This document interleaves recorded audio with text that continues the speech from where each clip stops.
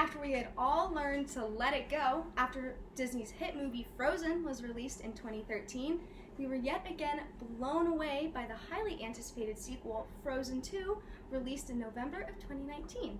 Today, I will be telling you why Frozen 2 is the better of the two movies and why it is worth your while to watch it.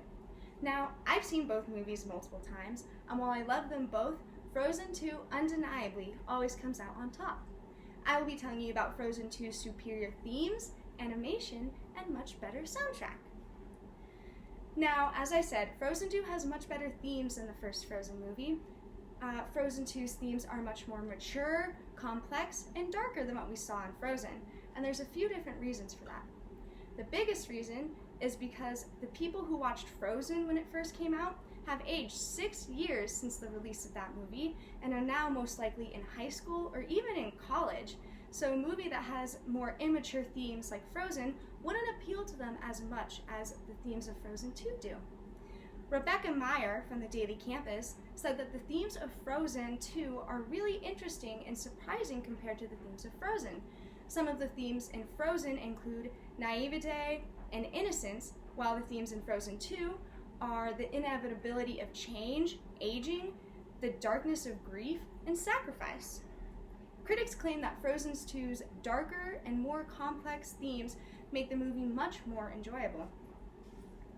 Now, because of this passage of time, not only did the themes improve from the first movie to the second, but the animation did as well. Many new animation programs have been developed in the time span between the release of the two movies. Unseen characters, such as Gale, the Wind Spirit in Frozen 2, now are able to have character and attitude throughout the entire movie, which makes it really enjoyable to watch. The movements of the characters also become more realistic, which makes the characters feel more relatable to the audience. Chris Snyder from Insider talks about some of these new programs, such as Swoop, which was developed specifically for Frozen 2 and the movements of Gale. Quicksilver, which was developed during the animation of Moana to help make hair feel more realistic and help it react to outside forces.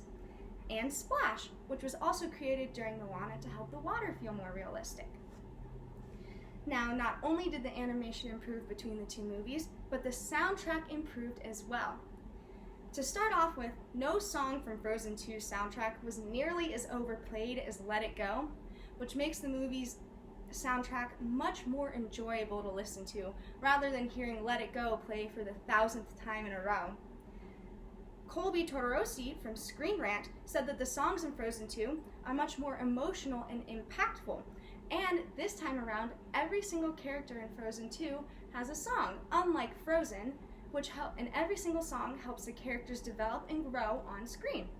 She also says that Frozen the First lacked popular pop versions of the songs, with Let It Go being the only song to receive a pop version covered by Demi Lovato.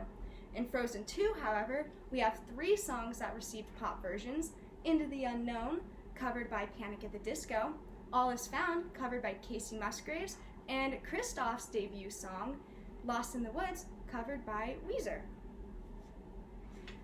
Now, I've told you why Frozen 2 is the superior movie out of the two movies, and the next time your niece or nephew begs you to watch Frozen for the 1000th time, you can tell them why it would be much better to watch Frozen 2.